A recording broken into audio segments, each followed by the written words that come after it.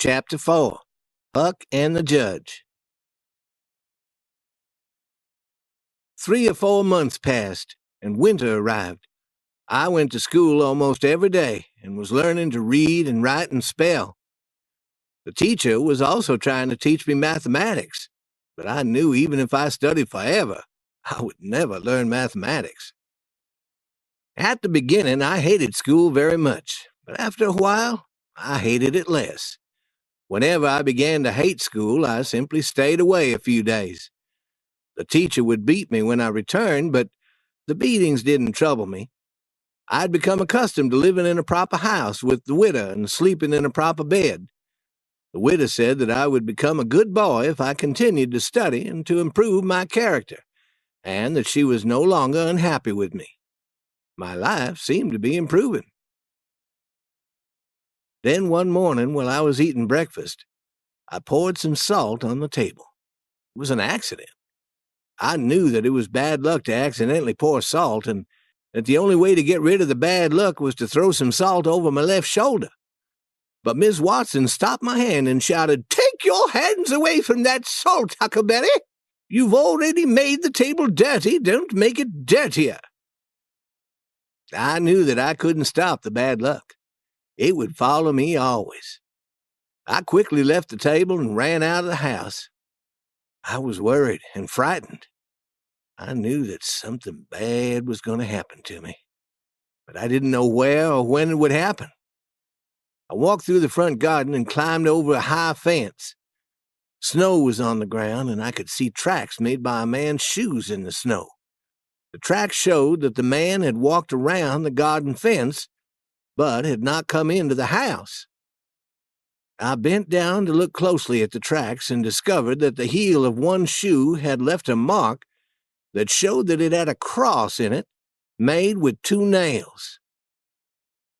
I knew that someone had put this cross on the heel of his shoe to get rid of bad luck.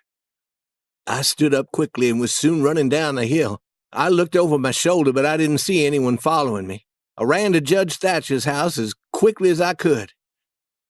"Hello, Huckleberry, why have you been running? Did you come to ask me about your money? You need a few dollars?"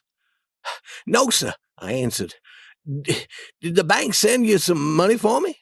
"Yes, more than $150. It's a large amount of money. I would like to keep it for you, together with your $6,000. If I give you all the money now, you'll only spend it on foolish things." "I don't want to spend my money. I don't even want it, ever. Not even the $6,000. I want you to have it.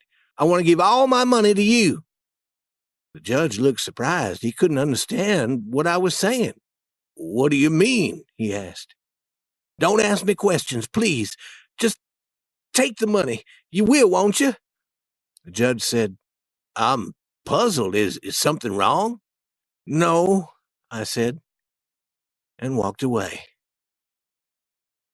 Miss Watson's black slave, Jim, had a large hairball that had been taken from the stomach of an ox. Jim thought that the hairball had special powers. He said that it had the ability to tell what would happen in the future. I went to Jim and told him about the tracks that I had seen in the snow. I told him that I knew that Pap was in town again because I knew that he had made a cross with 2 nails in the heel of his left shoe. I wanted to know what Pap was planning to do. Would he stay in St. Petersburg a long time? Jim took his hairball and said some words over it. Then he held it up and dropped it on the floor. The hairball rolled a short distance. Jim did this several times, but the hairball acted the same each time. Jim put his ear against it and listened, but he heard nothing. He said that the hairball would not talk unless I gave him some money. I gave Jim 25 cents, and he put the money under the hairball. This time the hairball talked to Jim, and he told me what it said. "Your pap doesn't know what he'll do. Sometimes he think he'll go away, and sometimes he think he'll stay. The best plan is to stop worrying and let your pap do what he chooses. You'll have much trouble in your life, but also much joy. Sometimes you'll be hurt and sometimes you'll be sick. But always you'll be healthy. I returned to the widow's house that night. When I took my lighted candle and went up the stairs to my room, Pap was sitting there.